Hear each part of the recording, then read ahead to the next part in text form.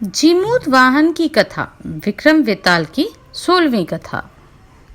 शिशंपा वृक्ष के पास पहुंचकर विक्रमादित्य ने वृक्ष से वेताल को उतारा और पहले की भांति उसे कंधे पर डालकर मौन भाव से अपने गंतव्य की ओर चल पड़े।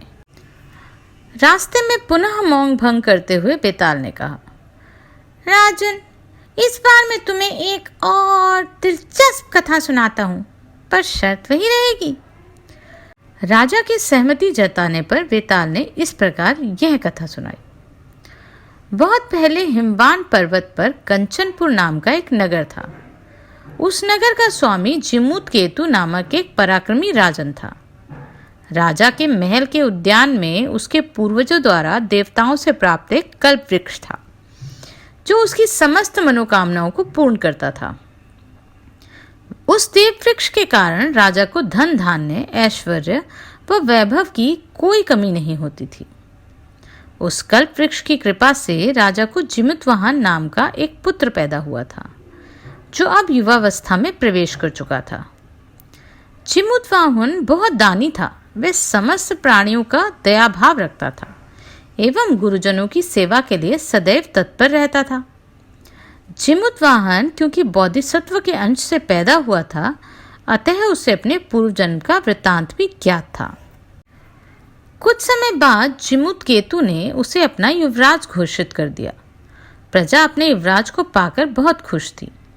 एक दिन राजा के मंत्री ने आकर युवराज जीमूतवाहन से कहा, युवराज, यह धन धान्य, यह ऐश्वर्य सब कुछ कल्प वृक्ष के कारण ही है। अतः अपने कुल एवं प्रजा की समृद्धि के लिए इस देव वृक्ष का सम्मान करना कभी मत भूलना। यह अजेय है। देवराज इंद्र भी इसका महत्ता को स्वीकार करते हैं। युवराज जीमूतवाहन ने वैसा ही करने का वचन दिया। उसने मन ही मन सोचा, मेरे पूर्वजों ने इस देव वृक्ष का उचित लाभ नहीं उठाया। उन्होंने केवल इससे साधारण स्वार्थ की याचना करके इसे स्वयं तक ही सीमित रखा है। इससे न केवल उनका अपितु उन महात्मा वृक्ष का स्थान भी बहुत छोटा हो गया है। आखिर संसार में और भी तो मानव रहते हैं। इस देव वृक्ष का उपयोग समस्त प्राणियों के लिए कल्याणकारी होना ही चाहिए। यह सोचकर वह अपने पिता के पास पहुंचा और बोला, पिताश्री, यह तो आप जानते ही हैं कि संसार सागर में शरीर के साथ ही समस्त वस्तुएं लहरों की झलक के समान चंचल हैं। संध्या, बिजली और लक्ष्मी तो विशेष रूप से क्षण स्थायी है, देखते ही देखते मिट जाती है। इन्हें कब किसी ने स्थिर रहते देखा है? पिताश्री, इस संसार में एकमात्र परोपकार ही चिरस्थायी है, जो धैर्य और यश का जन्मदाता है तथा युगों तक उसका साक्षी बना रहता है। तब फिर ऐसे क्षणिक सुखों के लिए हमने ऐसे देवतुल्य परोपकारी कल्प वृक्ष को व्यर्थ ही क्यों रख छोड़ा है? जरा सोचिए पिताश्री, जिन हमारे पूर्वजों ने इसे मेरा है कहते हुए रख छोड़ा था, आज वे क्या हैं? जबकि यह परोपकारी वृक्ष आज भी मौजूद है।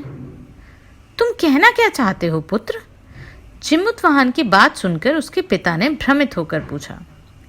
इस पर जीमूतवाहन ने कहा, पिताश्री, यदि आपकी आज्ञा हो तो मैं मनोरथ पूर्ण करने वाले इस देव वृक्ष का उपयोग परोपकार की फल सिद्धि के लिए करूं। पुत्र की इच्छा जानकर जीमूत केतु ने उसे ऐसा करने की आज्ञा प्रदान कर दी।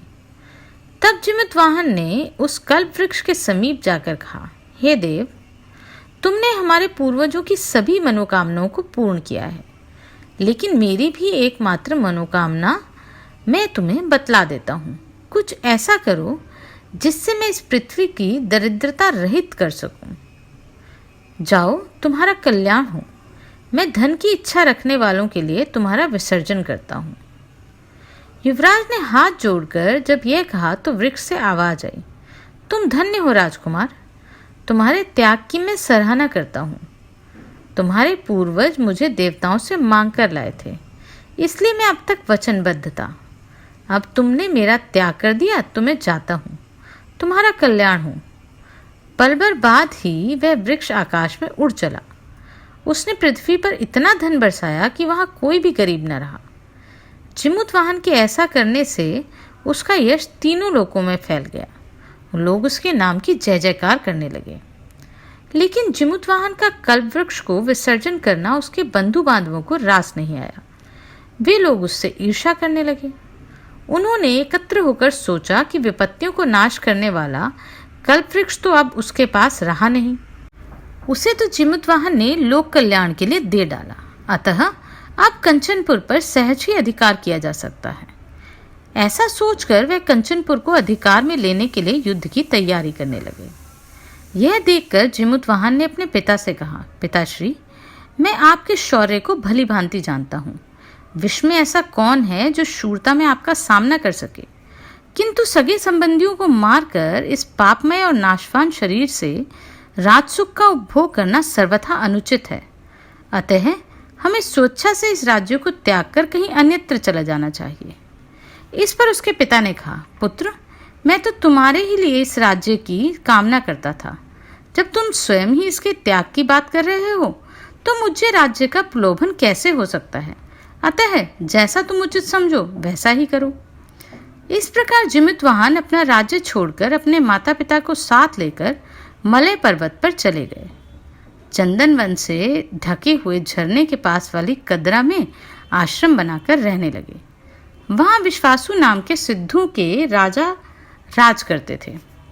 उनके पुत्र मित्रावसु से जिमुतवाहन की मित्रता हो गई। एक बार घूमता फिरता जिमुतवाहन उपवन में स्थित भवानी गौरी का मंदिर देखने के लिए गया। वहां उसने सखियों सहित एक उत्तम कन्या को देखा जो भगवती गौरी की प्रसन्नता के लिए वीणा बजा रही थी। अप्सराओं को भी मात करने वाली कन्या का रूप सौंदर्य देखकर जिमुतवाहन ठगा सा रह गया। पहली ही निगाह में उस सुकुमारी ने उसका हृदय चुरा लिया। वह कन्या भी कामदेव जैसे सुंदर जिमुतवाहन को देखकर मोहित हो गई। वह एकटक उसी ओर देखने लगी और उसकी वीणा भी विकल आलाप करने लगी। अनंतर जिमुतवाहन ने उसकी एक सखी से उस कन्या का नाम और उसका वंश पूछा। कन्या की सखी ने बताया, इसका नाम मलयवती है और वह सिद्धों के राजा विश्वास वसु की पुत्री तथा मित्रावसु की बहन है। तब उस सखी ने जिमुतवाहन से उसका नाम एवं वंश पूछा। यह जानने पर कि जिमुतवाहन विद्याधरों का राजा है, उसे बहुत खुशी हुई। उसने मलयवती के पास जाकर कहा, सखी, विश्व में पूजे जाने वाले योग्य महान विद्याधरों के राजा यहाँ पधारे हैं। तुम्हें आगे बढ़कर उनका स्वागत करना चाहिए। इस पर मलयवती मौन ही रही। लज्जावश उसके कदम आगे न बढ़ सके। तब उस सखी ने जिमुतवाहन से कहा, मेरी ये सखी लज्जा रही है, अतः आप मुझसे ही ये सत्कार ग्रहण करें। ऐसा कहकर उसने एक पुष्पमाला जिमुतवाहन के गले में पहना दी। तभी एक दासी ने उस सिद्ध कन्या के पास आकर बतलाया, राजकुमारी, आपकी माताजी आपको याद कर रही हैं, चलिए विलंब मत कीजिए। तब मलयवती अनमने से भाव से जिमुतवाहन की ओर देखती हुई वहां से चली गई। उसके कदमों में ऐसा लग रहा था जैसे जिमुतवाहन के पास से वह विवशता में ही जा रही है। जिमुतवाहन भी अपने आश्रम में लौट आया। उसका भी मन मलयवती में रमा हुआ था।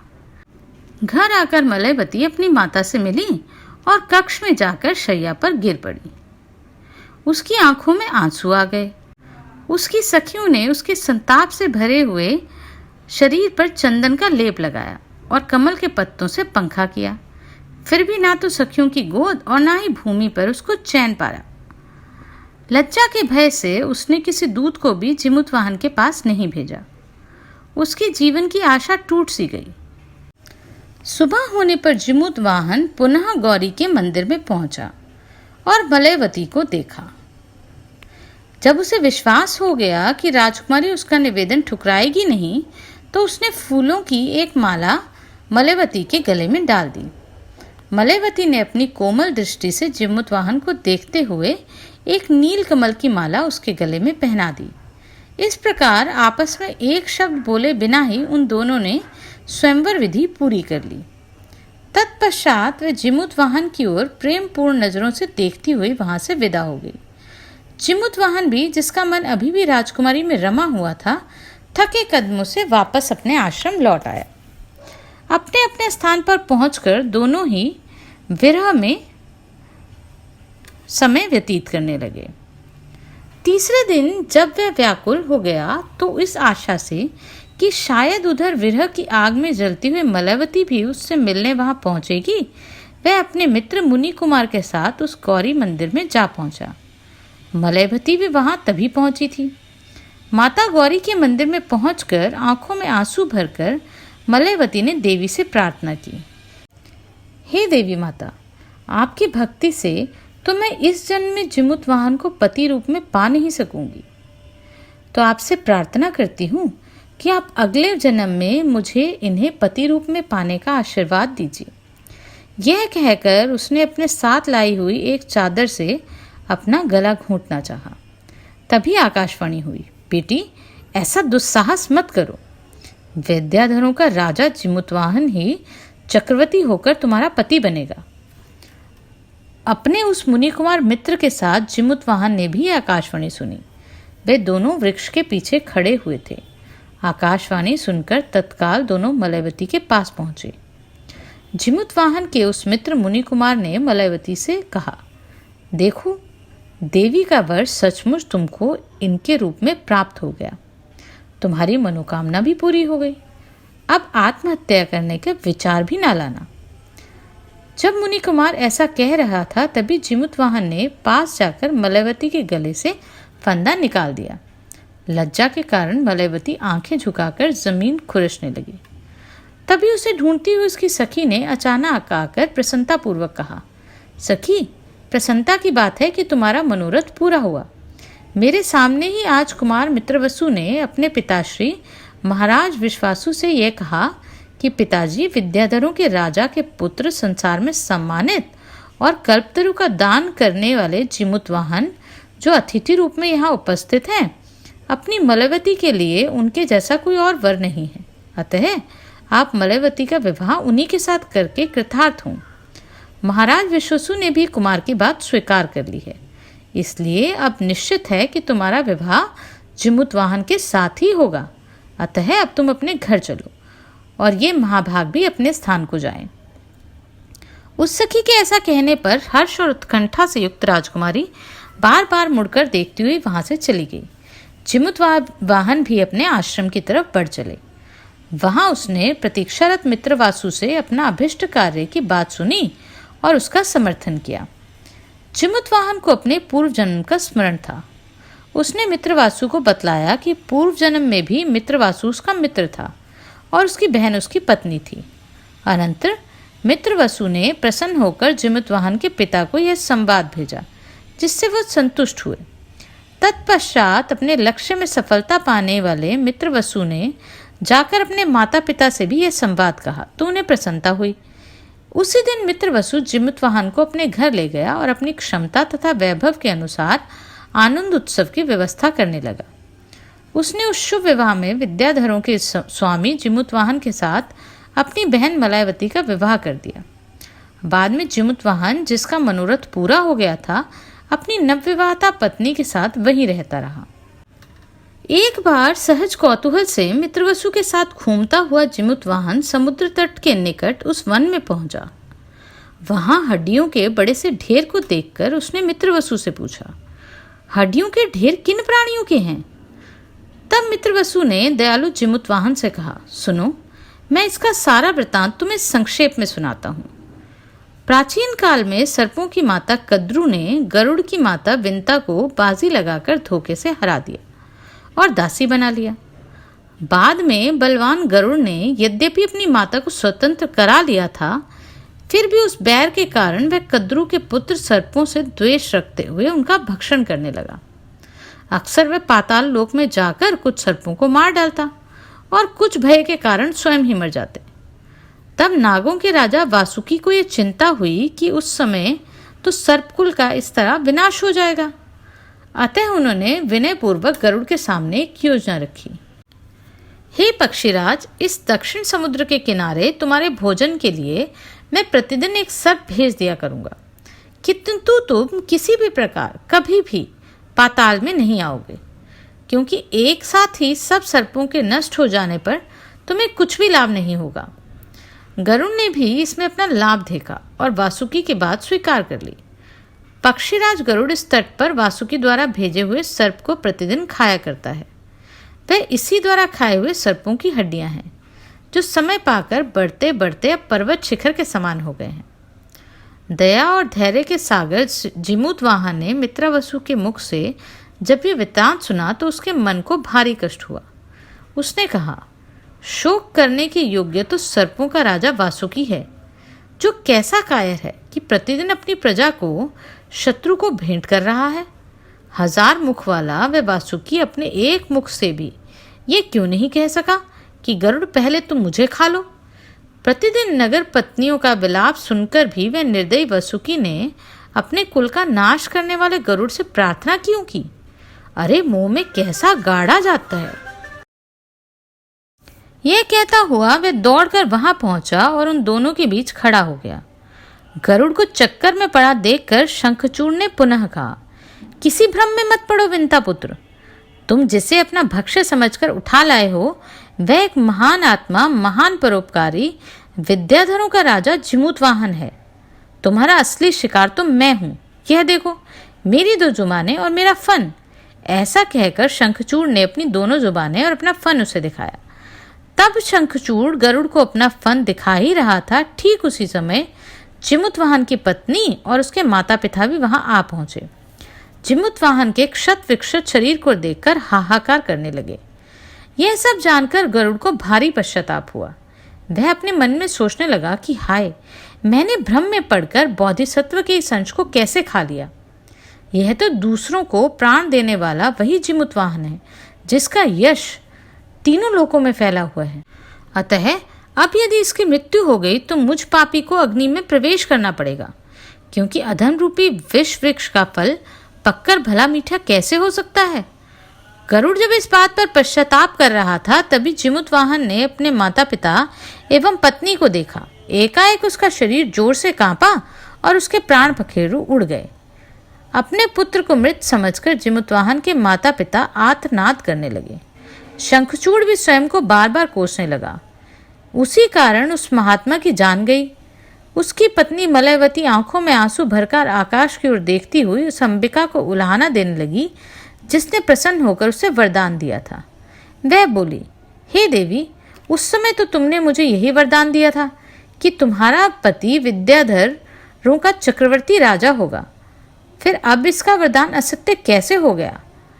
मल्यवती जब बार बार ऐसा कहकर रुदन कर रही थी, तभी वहां प्रकाश सा फैला और साक्षात देवी अंबिका वहां प्रकट हुई। माँ अंबिका ने कहा, बेटी, मेरी बात झूठी नहीं है। लो, मैं तुम्हारे पति को पुनः जीवित किए देती हूँ। ऐसा कहकर माँ अंबिका ने अपने कमंडल के अमृत से जिमूतवाहन के अस्थि पंजर को सींच दिया। जिमूतवाहन जीवित हो उठा। उसके कटे फटे अंग पुनः जुड़ गए और पहले से भी अधिक सुंदर व कांतिमान बन गया।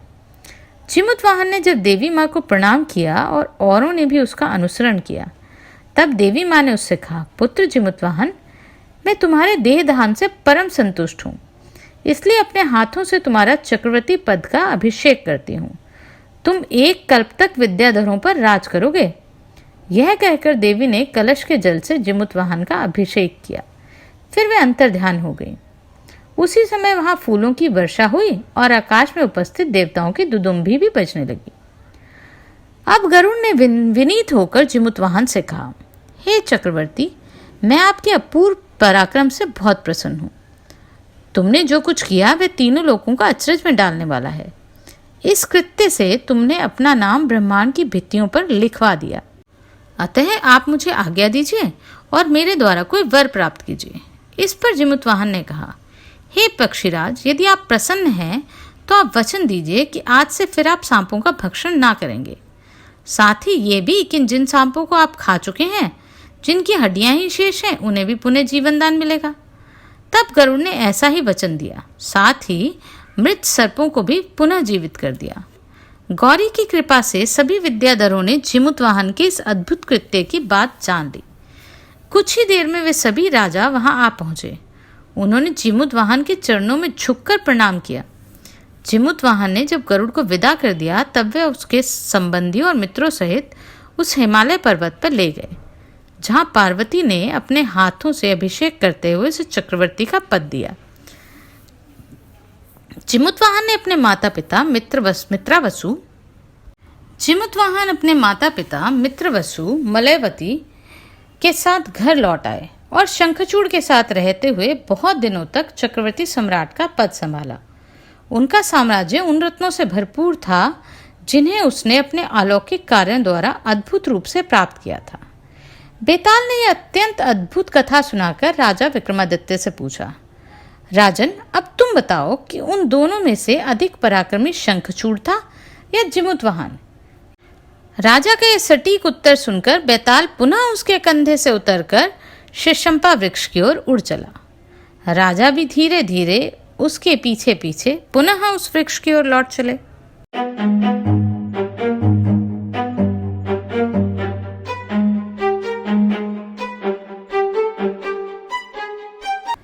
बेताल की यह बात सुनकर शाप के भय से राजा विक्रमादित्य ने मौन त्याग दिया और बोले, बेताल, जिमुतवाहन ने जो कुछ किया उसमें आश्चर्य की कोई बात नहीं, क्योंकि उसे अनेक जन्मों की सिद्धियां प्राप्त थी। सराहना योग्य तो शंखचूड़ ही है। उसके शत्रु को किसी और ने अपना शरीर अर्पित कर दिया था और गरुड़ उसे लेकर दूर चला गया था। फिर भी वह भागा भागा उनके पीछे गया और उसने हठपूर्वक अपना शरीर प्रस्तुत किया। राजा का यह सटीक उत्तर सुनकर बेताल पुनः उसके कंधे से उतरकर शीशंपा वृक्ष की ओर उड़ चला। राजा भी धीरे धीरे उसके पीछे पीछे पुनः उस वृक्ष की ओर लौट चले।